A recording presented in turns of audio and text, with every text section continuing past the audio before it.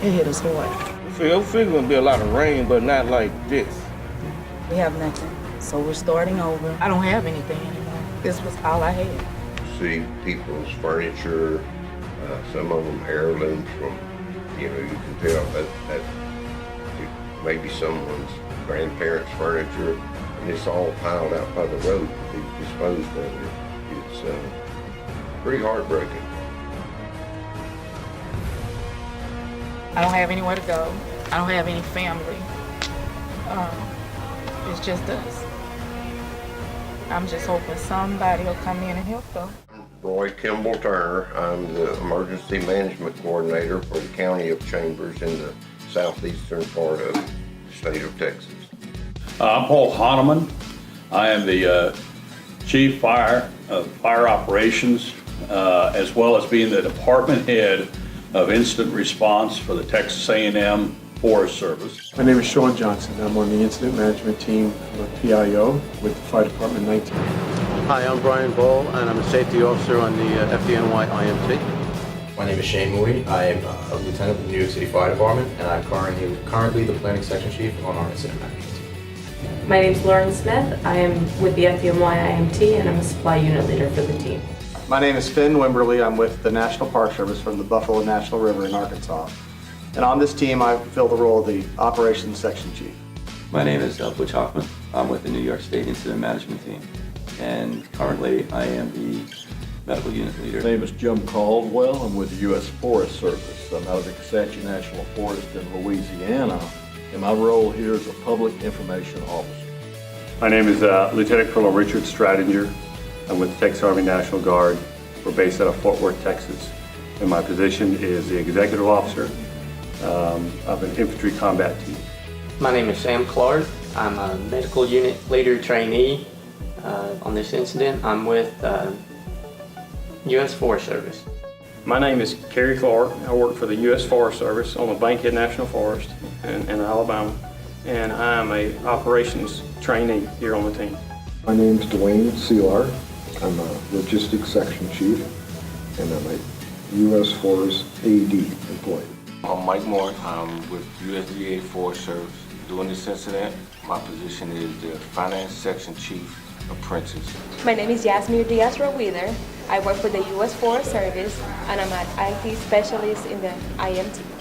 My name is Temple Harrison. I work for the Mississippi Forestry Commission, and I am a PIO trainee.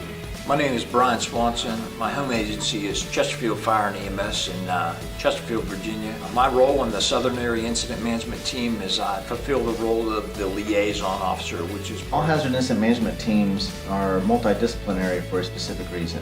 And what that does is it brings diversity to a team from various backgrounds. So not only does it come from a fire background and a police background, but you can add in public works and health department, and those different backgrounds synergize together to really provide a strength and team capability that single discipline teams don't have.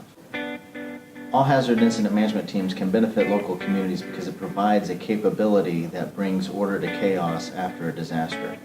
And those all hazard incident management teams provide a process for that local jurisdiction to deal with disasters. It organizes the disaster and the resources involved. It helps with resource management. It helps with planning the response to a disaster. So when a jurisdiction has an all hazard incident management team, that team really brings together people from various parts of the community, of the different agencies that are involved, and really brings that order to chaos that you're looking for after a disaster.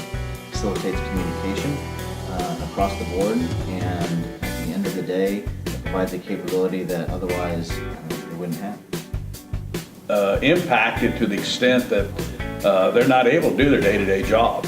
And so that team has to fall into place to provide that system. Well, during Hurricane Harvey, the state of Texas was in need. We ended up with what I would say we had 18 teams. We brought in actually 12 teams out of state to go to these different communities that were totally impacted, did not have any local capacity, and again, used in that need. Families taking care of that. These teams are able to come in and be able to backfill them, make sure that their normal job is being taken care of or what they're taking care of. The all hazard incident management teams that came to Texas during Hurricane Harvey were really crucial to the successes that we had. But this community pulled together very well, but it took a lot of effort from a lot of people. I so believe in incident management teams being able to come in, and they helped us do assessments, and they were a huge asset to us. They were super good to us. They were so good about having an extra set of eyes. The most rewarding part about being on the incident management team is just watching that evolution from chaos to order is pretty amazing, and knowing you're a part of it. People should consider joining an incident management team. First and foremost, it's a way to give back to your community. Incident management teams are great in that they help to apply systems to chaos.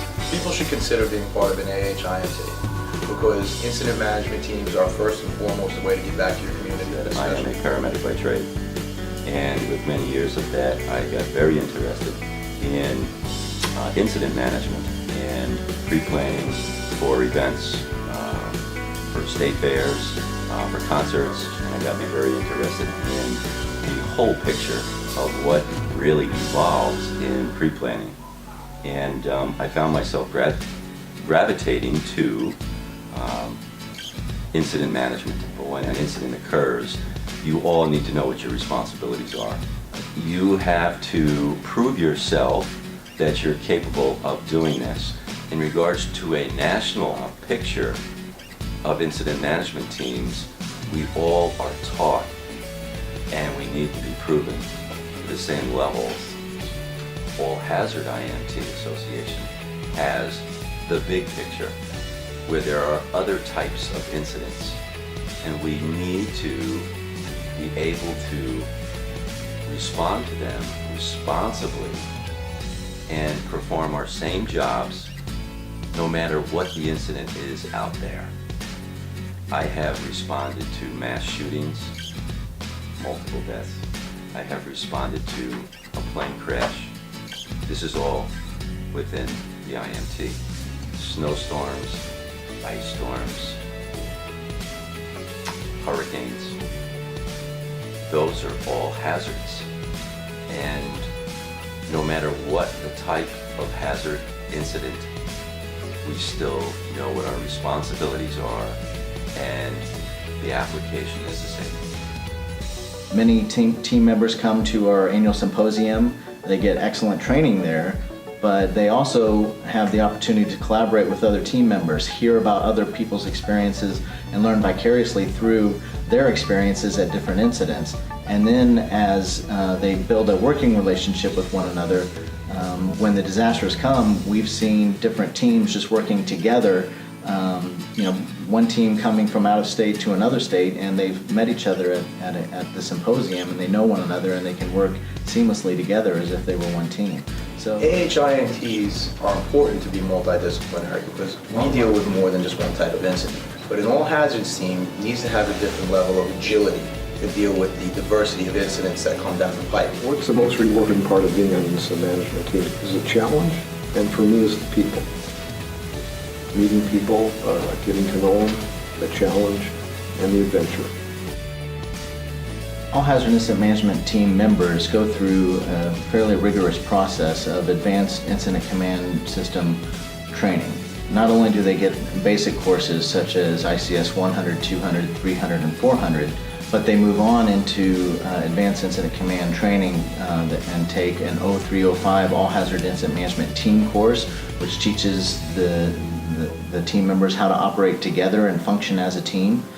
And they also will take their ICS position-specific courses. It doesn't stop there. It's a competency and performance-based system. So as a trainee in a particular position, they go to different incidents and assignments and exercises and show that they can perform the core functions of whatever position that they're seeking qualification in. And a mentor will oversee them doing that particular job and sign off on that position task book. So when you get a qualified person in a particular position, you know that person has actually done the job and has been successful at doing the core capabilities of that particular position. So this is my first deployment with the incident management team. So my job as a medical unit leader trainee is to basically follow, shadow the medical unit leader. What we do here is basic first aid and a lot of preventative. We coordinate if there is a traumatic injury or illness. We coordinate getting them higher level of care. So the All Hazards Incident Management Teams Association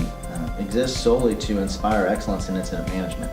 And so it's our goal to really develop the individual members and teams as a whole to make sure that they have the best opportunities available to prepare themselves for the disasters that they're going to find themselves managing.